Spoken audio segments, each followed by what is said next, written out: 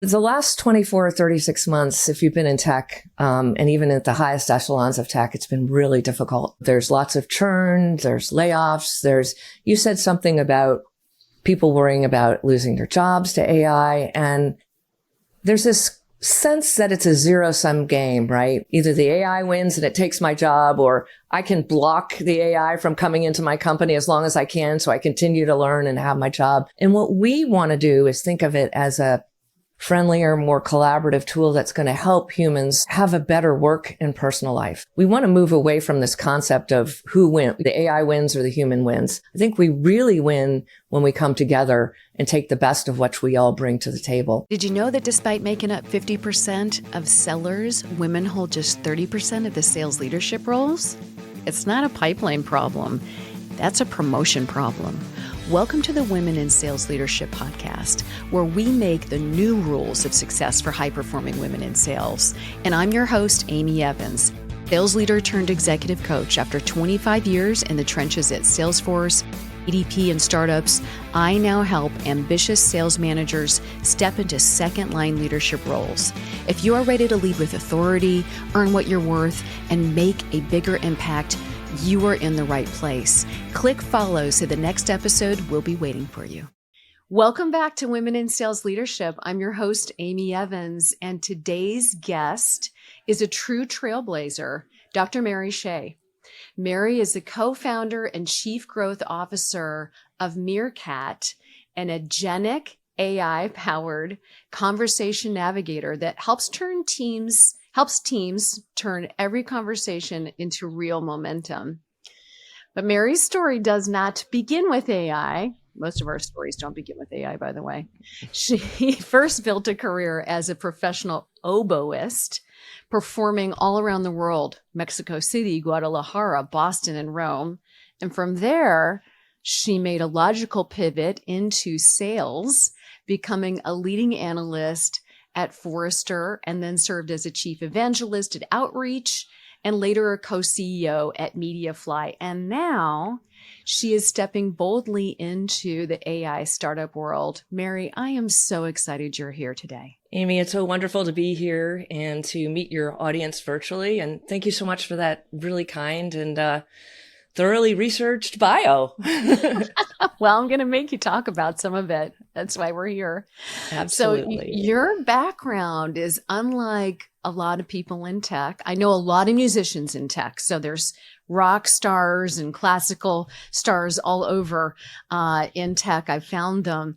But let's start with where you began your career in the music world, because I'm confident it really sets the stage and informs a lot of how you think today. How did your career as a professional musician shape the way you approach business and leadership? Wow. Well, it's been many years since I played in the Guadalajara Symphony in Mexico, the second largest city in Mexico. And I had a wonderful career as a musician. And I feel really grateful because I got to live my dream when I was 21. And I traveled abroad. I played all over the world, and I traveled all over Mexico, and it was a wonderful life. At a certain point, I kind of felt like I wanted a bigger playing field, and that's what brought me into the business career. But to really answer your question, there's so many things about being a musician, and I'm also a musicologist, so I have a PhD in musicology and ethnomusicology. And I think to reach those echelons, both in academia as well as a performing artist, you have to have a lot of discipline. And so I'm a fairly disciplined person. I put in the time since I was 12 years old as a musician. I practiced, I learned, I went to school, I got multiple degrees. So first and foremost, I think it's that commitment of day in, day out, you show up even when you don't feel like it. And that served me really well in business.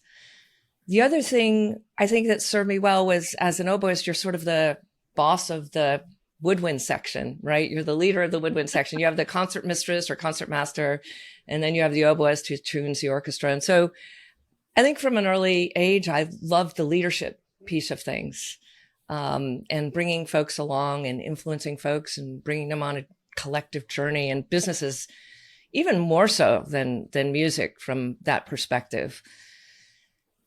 The Yeah. final thing I think is just the continuous quest for learning and trying to, learn new things. Like right now, I'm learning everything I can possibly learn about AI.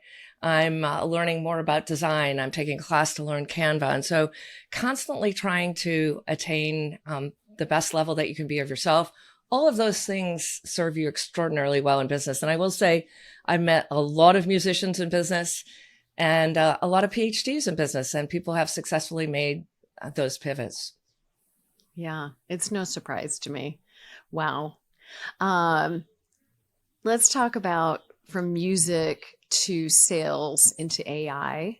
Sure. That's got to be an interesting arc. And you talked about this drive of growth and constant learning is what I just heard, and mastery.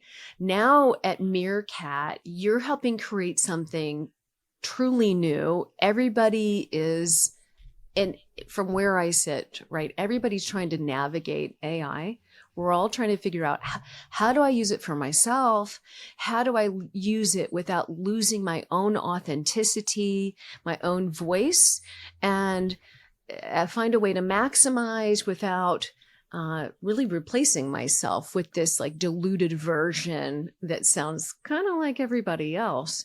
Right. Let's talk into this current chapter, and talk about what you're doing at Meerkat. For those who haven't heard of Meerkat, which it's perhaps likely, can you share what it is and why it's needed right now in this moment that we're all in together? Yeah, absolutely. And you've really surfaced up so many threads that we could go in a range of different directions. But let me tell the audience about Meerkat. I'm really excited about it. So, Meerkat is part of this new and emergent technology category that we call AI teammates.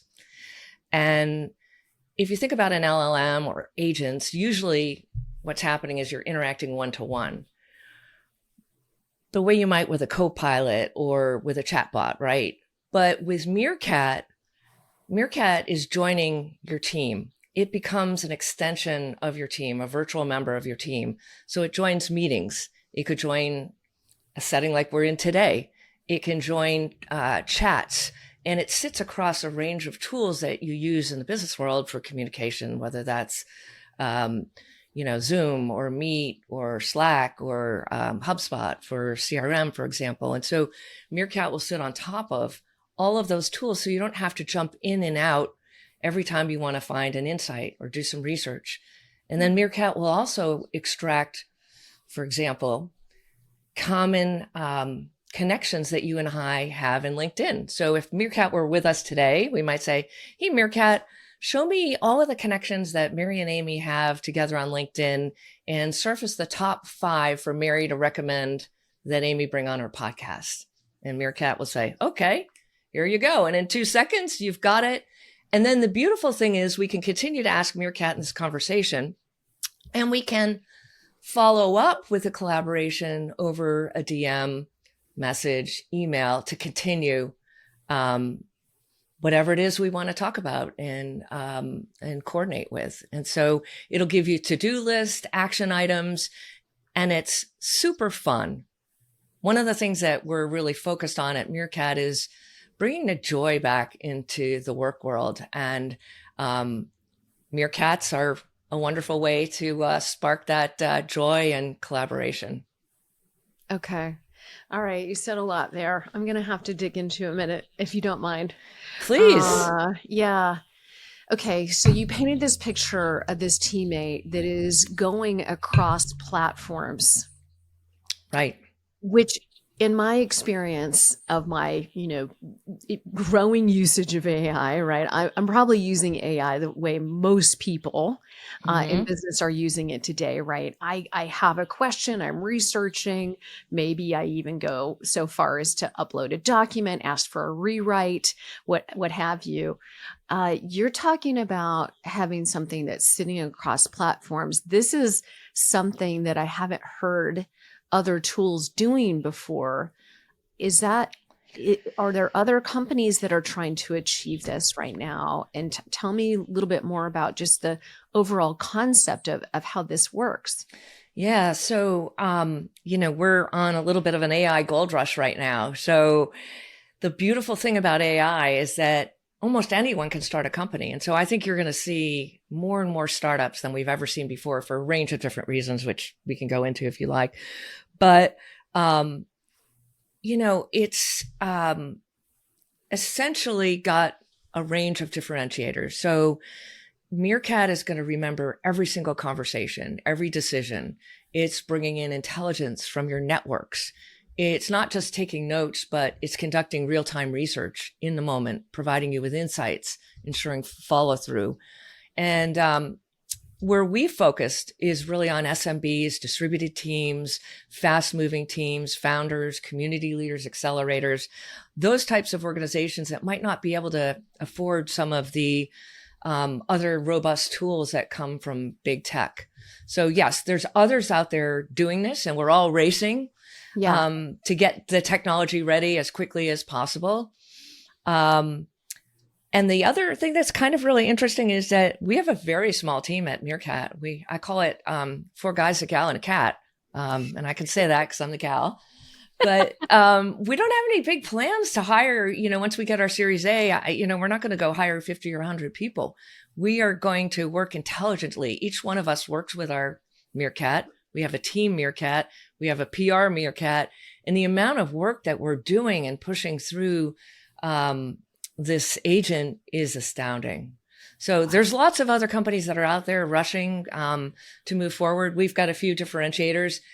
And the biggest differentiator, I think now, Amy, is in some ways, because the tech is so easy to spin up for many, is the brand. It's the ability to execute and your distribution strategy. And so that's what I lead at Meerkat. Fascinating. Okay. All right. So you also talked about joy.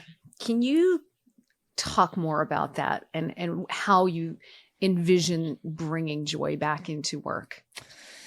That's such a great question. And it's something that's really important to myself and our founding team. The last 24 or 36 months, if you've been in tech, and even at the highest echelons of tech, it's been really difficult. There's lots of churn, there's layoffs, you said something about people worrying about losing their jobs to AI. And there's this sense that it's a zero-sum game, right? Where either the AI wins and it takes my job, or I can block the AI from coming into my company as long as I can, so I continue to learn and have my job.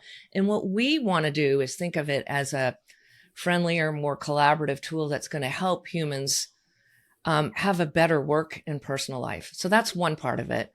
We want to move away from this concept of who wins, the AI wins or the human wins. I think we really win when we come together and take the best of what we all bring to the table. And in terms of the joy, meerkats are so fun. I don't know if did you ever see the show Meerkat Manor? It's on the Discovery Channel, I think. Okay, well, watch it. And it's so fun. It's a great palate cleanser if you've seen something intense and you want to end the evening with something fun. Well, meerkats are so cool. They have sort of tribes of 50 cats or so. They stake out a territory. They dig and they have their little burrows. They have a dominant female, a dominant male. They go out and do all the hunting. And while they hunt, the other cats babysit. And while they're hunting, they have the sentinels that watch. And they're very collaborative and they take care of each other. And we just love that concept. My co-founder, Ralph Schernbach, wrote this book called Relationships Matter. And he thought the meerkat was like the perfect example of how we look after each other in communities. So we want to bring that concept and those values into our technology. And then we are just really leaning into all the fun design elements that you can do with Meerkat. So if you go onto our website, you'll see, Mary Cat, you'll see Ralph Cat, and we have our characters and our personas. In my LinkedIn, you'll see me as a meerkat. And so we're just trying to have fun. We do motivational Mondays and final frame Fridays, and we want to bring some more happiness and joy back into the work life, particularly in what I think will be a fairly difficult time going forward. Hey, quick break for a second. If you are a sales leader who is ready for your next step up, and I'm talking about leading other sales leaders, becoming a director, a VP, even a CRO, then this is for you. I'm hosting a free workshop. You can grab your spot at amyevanscoaching.com. This is for sales leaders who are in tech and are wanting to land jobs where you can earn anywhere from $500,000 to $1 million a year. And again, you can grab your spot at amyevanscoaching.com. Okay, back to the show. So I'm trying to imagine what it might be like to be out there in this fray of AI startups. And I'm curious to understand what the perspective is that you have as a woman who's a co-founder. I know we all are, we get all the media and the social media of these, younger founders. I mean, you have been doing fascinating work as a professional musician and forester and outreach and Mediafly and you've got great, phenomenal, well-rounded experience as an executive. And it just so happens that you're a female. What is that like to be in this moment as a female co-founder of an AI startup? What have you noticed about that? Yeah, that's such an interesting question and so relevant. It's I'm actually loving it. I love the leadership piece. Honestly, I loved being a CEO. I love driving direction, product, strategy for the company. And I love getting people to follow me, whether that's internal folks or people outside in the marketplace. And so I love that. Now, I think it was last week, Time came out with the top 100 people in AI. I don't know if you saw that. It was really interesting. And it was all the usual suspects. I'm not going to list all the guys' names. Pope Leo was in there. I thought that was kind of interesting. So I've got to check that out. I didn't know he'd started an AI company. Well, who knows what he's doing back there in the Basilica. But anyway, I haven't had a chance to read the article. But the first thing I wanted to do was say, how many women are highlighted in this top 100 folks impacting the world of AI? And, certainly there were a couple, but not as many as you would want. I find I get frustrated, when all of the big tech folks are all guys, and these are guys that are making decisions that are going to impact primarily they're white guys or Asian guys that are going to impact all of us. Decisions that are much more impactful than what we even saw in the world of social media. And so that scares me that we don't have enough diverse voices at the highest echelons of big tech, whether those are female or other underrepresented folks. We just don't have that right now. There's so much homogeneity at the top seats where people are really deciding our futures. And so that scares me. The other side of that is I found such a warm reception from folks, whether that's potential investors, business partners, folks that are just really pumped to see a woman co-founding a company. And so that's what I'm feeding off of that positive energy. Yeah. Well, what else can you do? Right. Right. I mean, you can sit and cry in your coffee, but there's a little element of like, there's nothing new here. I'm encouraged that there are even women on the list. And I know maybe that sounds like I set my expectation of excitement too low. 20 years ago, there were even fewer women. So I'm encouraged by the possibility of progress, and maybe we could shoot a note to Mark Benioff, since he owns Time Magazine, and let him know that he needs to do a better job of seeking out who the founders are, so that there's a more accurate representation of the top 100, and maybe include not religious leaders that aren't actually leading companies. As much as there's love for the Pope. So, What if you for women who are maybe even, considering joining an AI company, or maybe they think they've got this amazing idea, what kind of advice would you give to someone who was, you know, noodling around on something, or wanting to join one of these companies? What would you suggest or say to the women who are listening right now? Yes, I would tell these women to go get as smart as they absolutely can. One of the things, and I've been on a number of different podcasts and I do, give advice and career journeys and so on. The biggest piece of advice that I like to give is be responsible for your own professional journey and your own professional development. Don't wait for the CEO to come say, hey, why don't you go, do some coaching work with Amy, or HR to come say, we want you to be in this special program. Figure it out yourself. Don't be afraid to invest your own money. So there's so many courses that you can take out there. There's free courses in OpenAI. You can go to Coursera, Stanford, MIT, Booth, all have phenomenal courses designed for the C-suite and folks at different levels in the organization. Go out and get certified. I know it's probably costs a couple $1,000s, but it'll come back to you 10 times. So start to educate yourself, differentiate yourself, and get those certifications that give you more power as you enter into that room. I think the next thing would be seek out mentors, seek out other women or allies. I think allies are equally, if not more important than us, Amy, because what you want to do is have someone who's in the room when you're not in the room to speak for you, right? So find those folks and foster those relationships. It's just as rewarding for the person who's doing the mentoring as it is for the mentee. So it can be wonderful. And then I think the third piece is, join a community. I know you recently interviewed, I think it was Leslie from Wednesday's Women, right? So I'm a founding member there. Don't go it alone. It's, men have more opportunities to get together, whether it's in the golfing world, going to the games, and it's not to say we don't do all those things. Of course we do.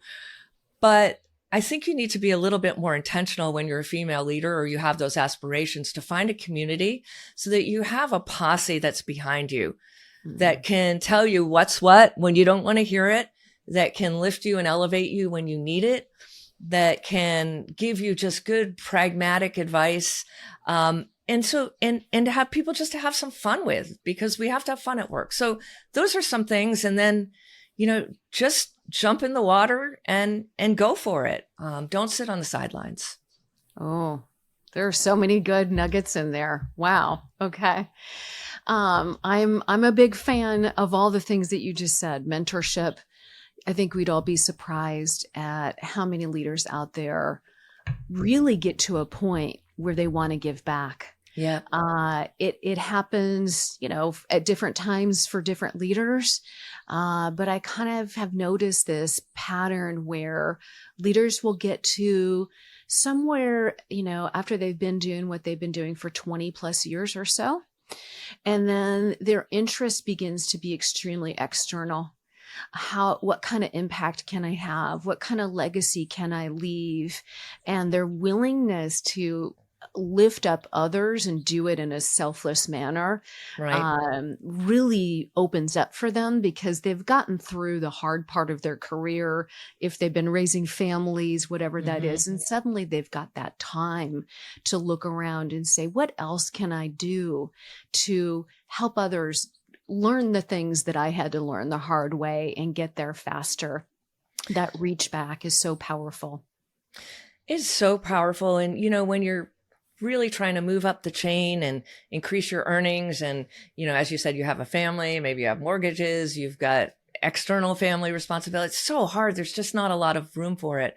Once you reach the top that you can get for who you are, you don't want to just keep doing the same thing again. You do want to give back. And I find that it's so rewarding. I love to do it. And legacy and external impact and influence is what matters more than titles and economics at a certain point when you have some sort of financial freedom and have accomplished what you want. So I couldn't agree with you more. Mm.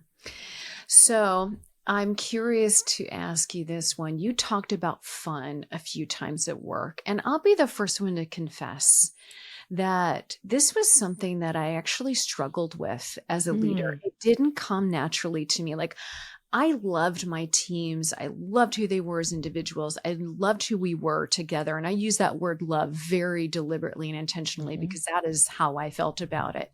But I wasn't the most fun member of the group. I was the one that was always like, all right, what are we going to do next? Like, let's get this project done, which makes me sound like a total taskmaster. And I probably was, but I had to outsource coming up with fun ideas to other people on my team because they were better at it. What, what have you noticed are some of the things that leaders can do that are easy, in case they have to be a little over rotate to seriousness, like me? Well, first of all, I'm a kindred spirit, so don't feel badly. And if we were to ask some of my direct reports 10 or 15 years ago how fun I was, we might get some different answers. So there's something, you mentioned that I've been doing this for a while, and there's something that comes with age and success where you just don't give a hoot anymore. And that's very freeing, right? Like, I mean, if I'm not having a good time or working with people that share values that are important to me, I'm just not going to do it. And so I think I've gotten a lot freer and a lot more fun as I've gotten older. When I was really focused on achieving, I was probably a pretty tough manager, a tough leader as well. And I am an introvert. So I wasn't always like, rah, rah, sis, boom, ba. I'd have to like draw on other folks. So one of the things that I always did was I hired people who were very complementary to my skill set, both my personal and professional skill set. And I would have a lot of people around me who could lift me up and take on certain aspects of lightening things up for the team and so on and so forth. So, you find a way. But look, we spend more time with our colleagues than we do with our families. So you've got to create an environment where people want to be together and feel like they're pursuing a common goal in a way that makes sense for them and their lives. Yeah. Thank you for that. Well, I want to just, before we wrap, I've got one more question for you. Okay. And that is, I'd like you just thinking about your career and your journey, concert halls in Guadalajara, which is so amazing, to co-founding an AI company now and being a pioneer in that space. What leadership lesson do you wish you had learned sooner? Wow. I think it almost kind of goes back to what we were just talking about. I was so serious and so driven as a woman in the C-suite 20, 30 years ago, I had to really prove myself every single day. Yeah. And so, the biggest lesson I think for me would be to, like dial back my intensity a little bit, be more holistic about work, have more fun, and, not take myself so seriously, perhaps. Like nobody's going to die on the operating table. We're not surgeons here. We're driving growth in business. And so let it go a little bit. I don't know if that sort of touches on what you were thinking about, but I took things pretty seriously. I don't think you're alone. You're not alone there at all. I think that's quite common. It certainly was for me. Like, the intensity was real. It was, on one hand, it was one of the things that helped me succeed. On the other hand, it was like most strengths, it's also your greatest weakness at the same time. Yeah, it is. And to dovetail onto that a little bit, to really answer your question for your listeners, I thought that my results were going to speak for themselves. What an idiot. That's like 101. You're going to be like, Mary, come do coaching with me. I literally did. I was like, put your head down, get those results. And I was damn good at getting results, but I didn't learn until much later that it's not all about results. It's about relationships.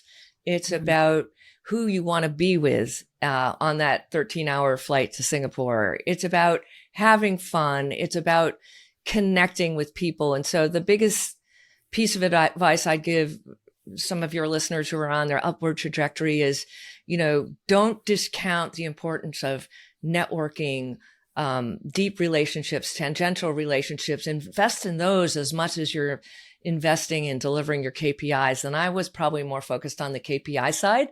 Had I not been, I probably could have done even much more. But, hopefully the next generation will take that and be a much more holistic leader than I was. That is lovely. I don't have much else to add to that. So I want to give my listeners a chance to find you and Meerkat. Where can they connect with you and learn about Meerkat and maybe even follow along with the journey and buy something from you if they want? Hey, we want to have fun, and commercial success provides more and more fun. So thank you for that opportunity. I'm super available. I respond to everybody on LinkedIn, so you can find me, Mary Shea, PhD, on LinkedIn. I am on Blue Sky, Dr. MES KAT, Cat, Dr. MES Cat on Blue Sky. Let's see, you can follow us on Meerkat. We have a company page there. So that's a great way to follow the journey. And then our website is trymeerkat.ai. And we're just about going into a beta test. And if any of your listeners want to join, they can go to the website, sign up, and I will personally reach out to them and onboard them. And they can actually start to use the tool and impact our product development if they are interested in that. Oh, that's so exciting. That's awesome. Well, thank you for that. Thank you. Thank you. Mary, what a pleasure. Thank you so much for sharing yourself, your vision, your philosophy, and just, bringing your full authentic self to this conversation today. It was such a joy to be with you. And I know that everybody who's listening today is going to get some great value out of our conversation. Thank you. Thank you so much, Amy. Hey there. Thank you so much for joining today. I know you're a super generous person, and a gift that you could give to someone you know, a friend, a colleague that you think would enjoy today's episode would be to send them a text, share a link to this episode with them. I do produce this show myself, and every time you share it, it helps the podcast grow and it supports the work that I do here. Also, if you happen to be a sales leader who is ready to take your next step up into a leader of leaders role, whether it's via promotion or you're ready to go get that new job at a new company, I'm talking about director roles, VP roles, even CRO roles in B2B tech, where you can earn $500,000 to $1 million or more. The workshop I'm giving is an hour-long workshop. It's totally free. You'll learn the process that I teach my clients on how to effectively position themselves, effectively network, and own their executive presence so they can land the job and get hired and promoted into these big sales leadership roles in B2B tech. If this sounds like you, come grab your spot. It's waiting for you at my website, amyevanscoaching.com, where you can unlock what's next for you.